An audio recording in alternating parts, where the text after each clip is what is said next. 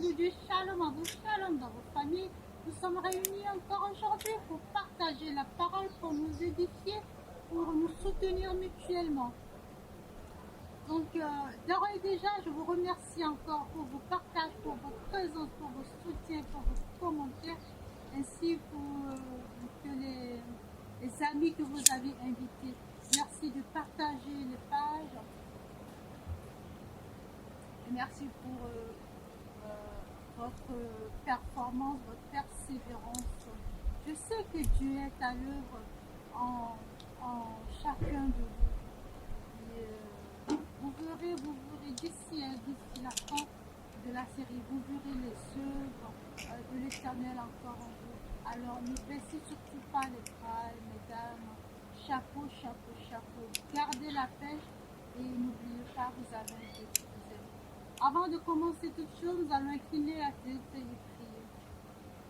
Père éternel, Dieu de gloire, Dieu de miséricorde, nous te magnifions, nous te louons, nous te bénissons. Nous te rendons grâce pour ce moment magique, ce moment clé, ce moment intense, cet rendez-vous hebdomadaire que tu nous donnes encore. Merci Père, parce que sans ta présence, nous ne sommes pas, nous ne serons pas là. Sans ton invitation, nous ne serons pas là. Et nous savons que toi, tu étais là avant que nous pensions à venir. Merci parce qu'en ce moment, tu es au milieu de nous. Viens nous édifier, viens ouvrir nos cœurs à ta parole et permets que ta parole puisse s'enraciner dans nos cœurs afin que tout ce que nous puissions faire ici, nous faisons en ton sein de Amen. Amen. Donc aujourd'hui, nous allons continuer avec la série Femme consolide ton cordon. Femme consolide ton cordon. Nous allons parler de la résurrection du Christ, la résurrection du Christ. Donc les 4 évangiles en parlent, mais aujourd'hui nous allons prendre exceptionnellement l'évangile de Marc. Ok? Nous allons prendre l'évangile de Marc, Marc 16, versets 1 à 14. Donc que nous dit cet évangile? L'évangile nous dit que les femmes, Marie-Madeleine et Marie, mère de Jacques et de Salomé, se rendirent à la tombe très tôt, ok? Au lever du soleil. Elles avaient l'intention d'embaumer le corps du Christ. Ah, mais alors, c'était cette intention, qu'est-ce qu'elles voulaient faire? En fait, elles voulaient accomplir leur devoir d'épouse du Christ. Elles voulaient accomplir leur devoir et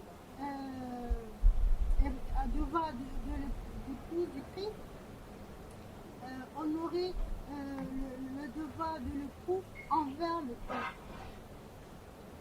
Alors, elles se demandèrent qui roulera la pierre. Et en fait, qu'est-ce que c'est que ça? Qui roulera la pierre? En d'autres termes, elles sont tombées un tout petit peu dans la distraction, ok? Elles étaient parties à la rencontre de l'église. Elles étaient parties à la rencontre de l'époux, mais chemin faisant, elles sont tombées dans la distraction. Il s'est passé quoi? Il s'est passé qu'il y a eu des murmures, il y a eu des rumeurs, il y a eu des lamentations, des bavardages inutiles, ce qui fait que à un moment donné, ils n'ont pas suivi quand est-ce que la pierre a été roulée et ils n'ont pas su saisir la personne du Christ, parce que quand ils étaient devant la tombe, le Christ était là, ok, mais ils n'ont pas pu le reconnaître, ils n'ont pas pu saisir cette opportunité qui s'est présentée à eux, à elles. Pourquoi? Parce qu'elles étaient dans la distraction, bavardage inutile, lamentation,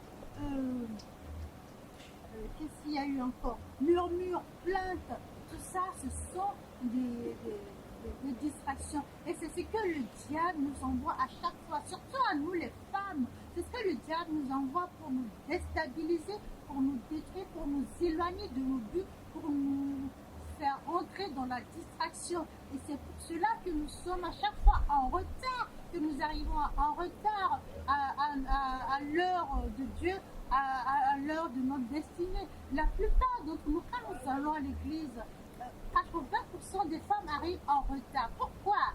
Maquillage, chaussures, habits, je n'ai pas trouvé. Ça ne va pas avec ça. Ça ne se marie pas avec ça. Je vais changer, je vais faire ci. Ce sont des distractions que le diable nous emmène, qui fait que nous sommes tout le temps en retard. Bien-aimé, aujourd'hui, l'heure a sonné. Dieu veut que je te dise quelque chose. Toi qui es dans la distraction, toi qui es tout le temps en retard au moment, à l'heure de Dieu, il veut que je te dise quelque chose. Il est là dans la tombe, il est là, il t'attend. Mais est-ce que tu sauras le reconnaître? Est-ce que tu sauras arriver à l'heure pour pouvoir voir l'entrée du Christ? Est-ce que tu sauras arriver à l'heure ou est-ce que tu t'adonneras à la distraction que le diable te donne? Donc, Matthieu 26, verset 24, qu'est-ce qu'il nous dit à ce sujet? Veillez et priez. Veillez et priez. Mais pour ne pas sombrer dans la distraction, pour ne pas s'adonner à la distraction, nous devons veiller, nous devons prier.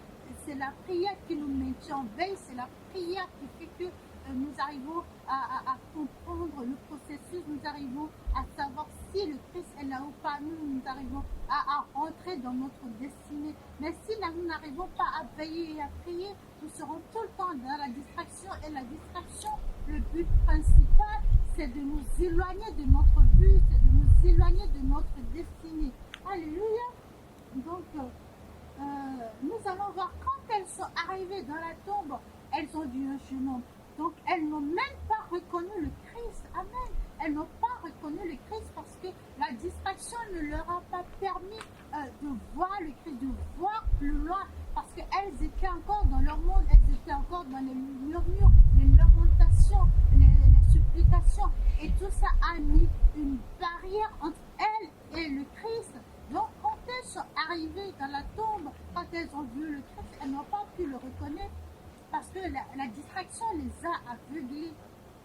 Mais la distraction les a aveuglées. Donc, faisons très attention, mes sœurs, faisons très attention, mesdames.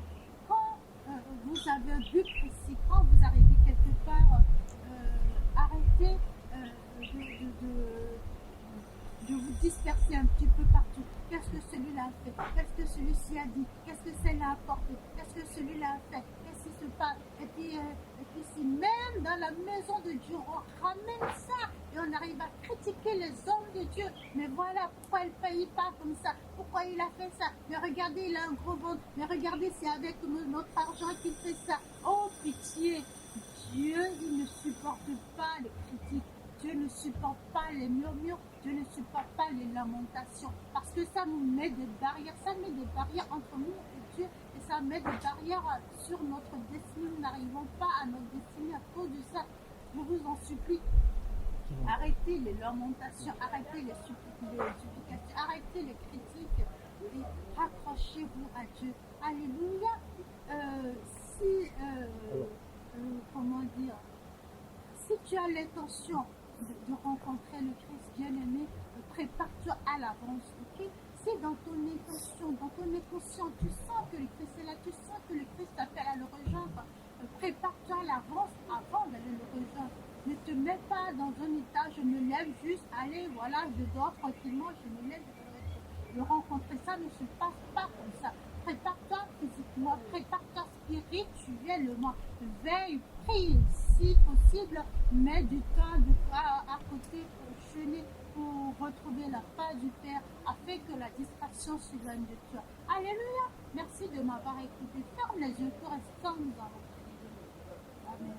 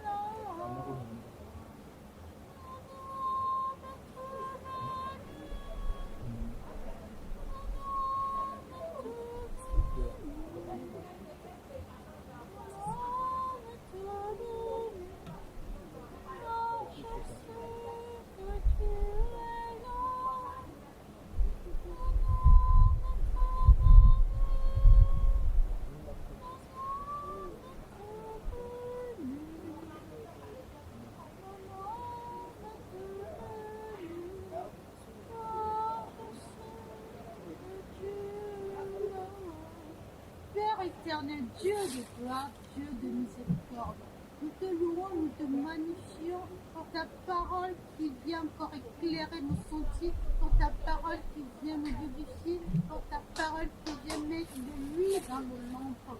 Oh oui, Père, c'est vrai que la plupart du temps, nous nous adonnons à la distraction, au murmure vain, au bavardage inutile, ce qui fait que nous nous éloignons de toi, nous nous éloignons de ta destinée et nous arrivons à mettre des barrières entre toi et nous. Oh Père éternel, nous venons nous repentir aujourd'hui et nous te demandons pardon. Pardon Père pour les moments d'égarement, pardon pour nos distractions, pardon pour les fois où nous sommes éloignés de toi, pardon pour les fois où nous t'avons pas reconnu. Père, en ce moment, nous sommes devant toi, nous sommes en face de toi, nous te demandons de nous remplir de toi. Donne-nous des signes et des prodiges afin que nous puissions te reconnaître dans les œuvres que nous faisons, dans les actes que nous faisons, que nous puissions savoir que c'est toi qui es à l'œuvre entre nous, c'est toi qui es à l'œuvre parmi nous, c'est toi qui es à l'œuvre en nous, afin que nous puissions glorifier au nom de ton nom. Amen. Nous allons aussi prier pour les personnes qui regardent l'émission pour la première fois.